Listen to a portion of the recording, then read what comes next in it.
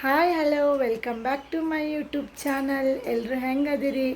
ನಾನಂತೂ ಆರಾಮಾಗದೀವಿ. ನೀವು ಆರಾಮಾಗದೀವಿ ಅಂತ ಅಂದ್ಕೊಂಡಿನ್ರಿ.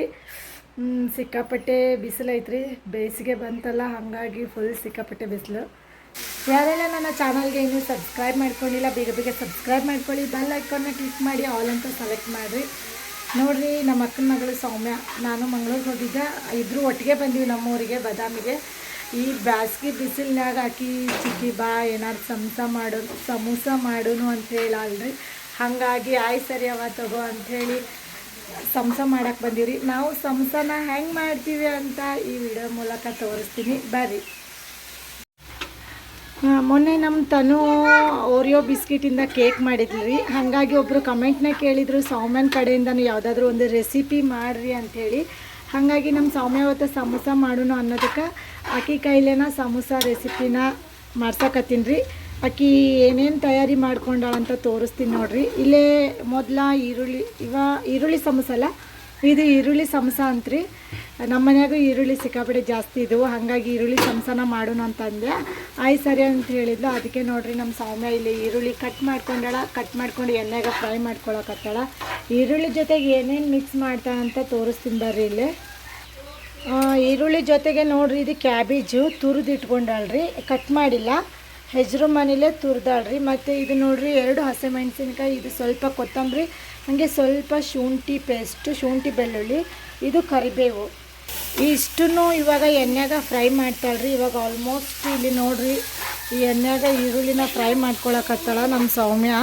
ಇಲ್ಲಿ ಅದಾಳ್ರಿ, ಸೌಮ್ಯನ ಕೈಲೇ ರೆಸಿಪಿ ಮಾಡಿಸಿ ಅಂತ ಹೇಳಿದಕ್ಕೆ ನಾ ಆಕೆ ಕೈಲೇ ಸಮೋಸನ ಮಾಡ್ಸಕತ್ತೀನಿ ರೀ. ಈರುಳ್ಳಿ ಚೆನ್ನಾಗಿ ಫ್ರೈ ಆಗಬೇಕಂತ, ಹಾಗಾಗಿ ಇವಾಗ ಈರುಳ್ಳಿ ಚೆನ್ನಾಗಿ ಫ್ರೈ ಆಗಕ್ಕೆ ಬಿಡಕತ್ತಾಳ. ಆಮೇಲೆ ಈರುಳ್ಳಿ ಫ್ರೈ ಆದಮೇಲೆ ಈ ಕ್ಯಾಬೇಜು, ಹಾಗೆ ಈ ಕರಿಬೇವು, ಶುಂಠಿ ಪೇಸ್ಟು, ಕೊತ್ತಂಬರಿ, ಹಾಗೆ ಮೆಣಸಿನ್ಕಾಯಿ ಎಲ್ಲನೂ ಮಿಕ್ಸ್ ಮಾಡ್ತಾಳೆ. ನೋಡಿರಿ, ಈರುಳ್ಳಿ ಚೆನ್ನಾಗಿ ಫ್ರೈ ಆಗೈತಿ ಎಣ್ಣೆಗ. ಇವಾಗ ಇದನ್ನು ಸೈಡ್ ಎತ್ತಿಟ್ಕೊಡ್ತಾಳಂತ್ರಿ. ಯಾಕಂದ್ರೆ ಕ್ಯಾಬೇಜು ಮತ್ತು ಈರುಳ್ಳಿನ ಒಟ್ಟಿಗೆ ಫ್ರೈ ಮಾಡಬಾರ್ದಂತ, ಏನೋ ಗೊತ್ತಿಲ್ಲ, ಜಾಸ್ತಿ ನೀರಿನ ಅಂಶ ಆಗುತ್ತಂತ. ಅದಕ್ಕೆ ಬೇರೆ ಬೇರೆ ಸಪ್ರೇಟಾಗಿ ಫ್ರೈ ಮಾಡ್ಕೊತಾಳ, ಆಮೇಲೆ ಒಟ್ಟಿಗೆ ಮಿಕ್ಸ್ ಮಾಡ್ತಾಳ್ರಿ. ಇಲ್ಲ ಐತೆ ನೋಡ್ರಿ, ಕ್ಯಾಬೇಜ್ ಹಾಕ್ಕೊಳಕತ್ತಾಳೆ ಇವಾಗ. ಯಾಕಂದರೆ ಕ್ಯಾಬೇಜು ಫುಲ್ಲು ನೀರಿನಂಶ, ಹಾಗೆ ಈರುಳ್ಳಿ ಕೂಡ ಫುಲ್ಲು ನೀರಿನಂಶ, ಹಾಗಾಗಿ ಎರಡೂ ಒಟ್ಟಿಗೆ ಫ್ರೈ ಮಾಡೋದು ಬೇಡ ಅಂತ ಅಂದ್ಲು.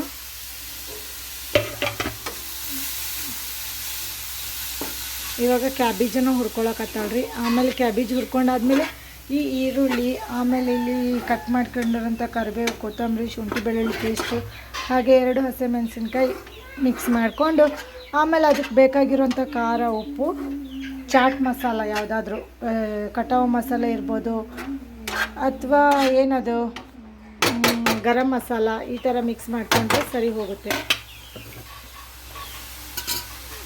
ಸ್ವಲ್ಪ ಎಣ್ಣೆ ಹಾಕ್ಕೊಳಕತ್ತಾಳ್ರಿ ಫ್ರೈ ಮಾಡ್ಕೊಳಕ್ಕೆ.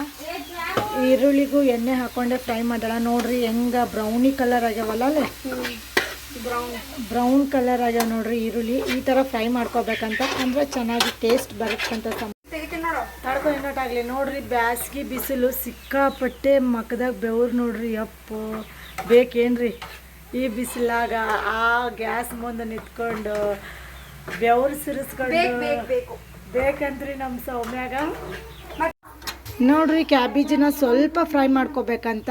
ಏನಕ್ಕಂದ್ರೆ ಅದು ಫ್ಲೇವರ್ ಹೋಗುತ್ತಂತ ಕ್ಯಾಬೇಜಿದು, ಅದಕ್ಕೆ ಜಾಸ್ತಿ ಹುರ್ಕೋಬಾರ್ದಂತ. ಸ್ವಲ್ಪ ಇವಾಗ ಹುರ್ಕೊಂಡಿರೋ ಕ್ಯಾಬೇಜ್ ಹಚ್ಚಿ ಈ ಈರುಳ್ಳಿನ ಮಿಕ್ಸ್ ಮಾಡ್ತಾಳೆ. ಎರಡೂ ಒಟ್ಟಿಗೆ ಮಿಕ್ಸ್ ಮಾಡ್ಕೋತಾಳೆ ನೋಡಿರಿ. ಇದು ನಮ್ಗೆ ಇದು ಸಮೋಸ ಮಾಡ್ಕೊಳಕ್ಕೆ ತಯಾರಿ ಮಾಡುವಂಥ ಸ್ಟಫಿಂಗ್ ನೋಡಿರಿ. ನಾವು ನಮ್ಮ ಹಳ್ಳಿ ಸೈಡ್ ಅನ್ನೋದಾರ ಪಲ್ಯ ಅನ್ಬೋದು, ನಮ್ಮ ಹಳ್ಳಿ ಸೈಡ್ ಆದ್ರೆ ಪಲ್ಯ ಅಂತಾರೆ ಸಮೋಸದೊಳಗೆ. ಇದಕ್ಕೆ ಕೆಲವೊಬ್ಬರೆಲ್ಲ ಸ್ಟಫಿಂಗ್ ಅಂತಾರೆ, ನಾವಂತೂ ಪಲ್ಯ ಅಂತೀವಿ ನೋಡಿರಿ. ಇವಾಗ ಎರಡೂ ಸರಿಯಾಗಿ ಮಿಕ್ಸ್ ಮಾಡ್ಕೊಳಕತ್ತಾಳ. ಎರಡು ಸರಿಯಾಗಿ ಮಿಕ್ಸ್ ಆದಮೇಲೆ ನೋಡಿರಿ, ಅದು ಕೊತ್ತಂಬರಿ, ಶುಂಠಿ ಬೆಳ್ಳುಳ್ಳಿ ಪೇಸ್ಟು, ಹಾಗೆ ಕರಿಬೇವು, ಮೆಣಸಿನ್ಕಾಯಿ ಎಲ್ಲನೂ ಹಾಕೊಂಡಾಳ್ರಿ. ಇವಾಗ ಅದ್ರ ಜೊತೆ ಎಲ್ಲನೂ ಸರಿಯಾಗಿ ಮಿಕ್ಸ್ ಮಾಡಕತ್ತಾಳ್ರಿ ನಮ್ಮ ಸೌಮ್ಯನೂ ಅಡುಗೆ ಮಾಡೋದ್ರಾಗ ಎಕ್ಸ್ಪರ್ಟ್ ಅದಾಳ್ರಿ. ಅವ್ರವ್ವ ಈಗುತ್ತಲೇ ಎಲ್ಲ ಕಲಿಸ್ಬಿಟ್ಟಾಳ ಸೌಮ್ಯಾಗ.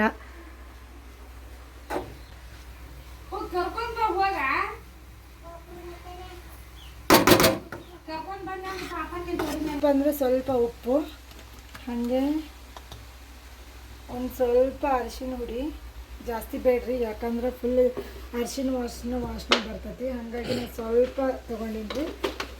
ಮತ್ತು ಇದ್ರಾಗ ನೋಡಿರಿ ಹಳ್ಳಿ ಸೈಡ್ ಕೊಟ್ಟಿರೋ ಅಂಥ ಖಾರನ ಮಿಕ್ಸ್ ಮಾಡ್ಕೊಳಕತ್ತೀನಿ ರೀ. ಯಾಕಂದ್ರೆ ಆಲ್ರೆಡಿ ನಾವು 2 ಹಸಿಮೆಣಸಿನ್ಕಾಯಿ ಕಟ್ ಮಾಡ್ಕೊಂಡಿವಿ. ಹಾಗಾಗಿ ನಾವು ಇದಕ್ಕೆ ಸ್ವಲ್ಪ ಖಾರನ ಹಾಕಿದ್ರೆ ಸಾಕು.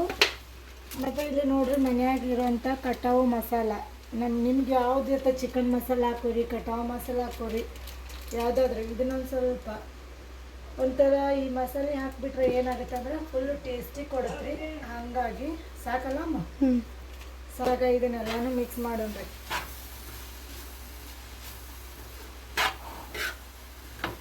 ಇಲ್ಲೇ ಒಂದು ಸ್ವಲ್ಪ ನಮ್ಮ ಗ್ಯಾಸ್ ಹತ್ತೇಕ ಕತ್ಲೈತ್ರಿ. ವಿಡಿಯೋ ಕ್ಲಿಯರಾಗಿ ಚೆನ್ನಾಗಿ ಕಾಣಿಸುತ್ತೋ ಇಲ್ಲೋ ಗೊತ್ತಿಲ್ಲ, ಬಟ್ ಸ್ವಲ್ಪ ಒಂಥರ ಕತ್ಲೈತ್ರಿ, ಲೈಟಿಂಗ್ಸ್ ಇಲ್ಲ. ಲೈಟಿಂಗ್ ಐತಿ ಬಟ್ ಇಲ್ಲಿ ಬೆಳಕು ಬೀಳಲ್ಲ ಅಷ್ಟೇ. ನಮ್ದು ಇವಾಗ ಆಲ್ಮೋಸ್ಟ್ ಸ್ಟಫಿಂಗ್ ಅಂದರೆ ಸಮೋಸದಾಗ ಹಾಕ್ತಿರಲ್ರಿ ಪಲ್ಯ ಆಲ್ಮೋಸ್ಟ್ ರೆಡಿ ಆಗೈತಿ. ನೋಡ್ರಿ ಎಷ್ಟು ಚೆನ್ನಾಗಿ ಬಂದೈತಿ ಪಲ್ಯ ಮಾತ್ರ. ಇದು ಇನ್ನೊಂದು ಸ್ವಲ್ಪ ಫ್ರೈ ಆಗಲಿ ರೀ, ಯಾಕಂದರೆ ಎಷ್ಟು ಚೆನ್ನಾಗಿ ಫ್ರೈ ಮಾಡ್ಕೋತೀವಿ ಅಷ್ಟು ಸಮೋಸದೊಳಗೆ ನಮ್ಗೆ ಒಂಥರ ಕ್ರಿಸ್ಪಿಯಾಗಿ ಚೆನ್ನಾಗಿ ಟೇಸ್ಟಿ ಕೊಡುತ್ತೆ. ಹಾಗಾಗಿ ನಾವು ಮತ್ತು ಎಷ್ಟು ಚೆನ್ನಾಗಿ ಫ್ರೈ ಮಾಡ್ಕೋತೀವಿ ಸ್ವಲ್ಪ ನೀರಿನ ಅಂಶ ಕಡಿಮೆ ಆಗುತ್ತೆ ರೀ. ಇದ್ರಾಗ ನಾವು ಏನಾದರೂ ಒಂದು ಸ್ವಲ್ಪ ಹಸಿ ಬಿಸಿ ಹಂಗೆ ಫ್ರೈ ಮಾಡ್ಕೊಂಡ್ರೆ ನೀರಿನ ಅಂಶ ಜಾಸ್ತಿ ಬಿಡ್ತೈತಿ. ಹಾಗಾಗಿ ನಾವು ಇದಕ್ಕೆ ಸ್ವಲ್ಪ ಚೆನ್ನಾಗಿ ಫ್ರೈ ಮಾಡ್ಕೋತೀವಿ. ನೋಡಿರಿ ಹೆಂಗಾಗೈತಿ ನಮ್ಮ ಸ್ಟಫಿಂಗು. ಸೌಮ್ಯ ಕಟಾವು ಮಸಾಲ ಹಾಕಿವಲ್ಲ, ಮತ್ತು ಇದೇ ಹಾಕ, ಇದನ್ನೂ ಇರಲಿ ಸ್ವಲ್ಪ ಟೇಸ್ಟ್ ಆಗುತ್ತಾ ನೋಡಿರಿ. ಚಿಕನ್ ಮಸಾಲೆನೂ ಹಾಕಕತ್ತಾಳ, ಟೇಸ್ಟ್ ಆಗುತ್ತಂತ. ನಾನು ಒಂದೇ ಮಸಾಲೆ ಸಾಕಂದಿದ್ದೆ, ಬಟ್ ಅದು ಇರಲಿ ಅಂತ ಅನ್ನಕತ್ತಾಳ. ಓಕೆ ರೀ. ಗಮ್ ಗಮ್ ಅನ್ನತ್ತ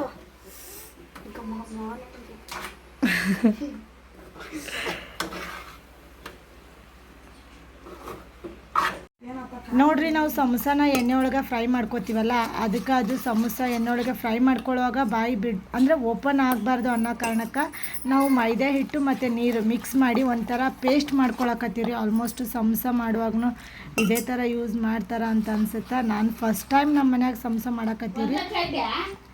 ನಮ್ಮ ಸೌಮ್ಯ ಅವ್ರ ಮನ್ಯಾಗ ಮಾಡ್ಯಾಳಂತ, ನಮ್ಮ ಮನ್ಯಾಗಂತೂ ನಾವು ಫಸ್ಟ್ ಟೈಮ್ ಸಮೋಸ ಮಾಡೋದು, ಅದಕ್ಕೆ ಆಕಿಗಂತೂ ಗೊತ್ತೈತಿ.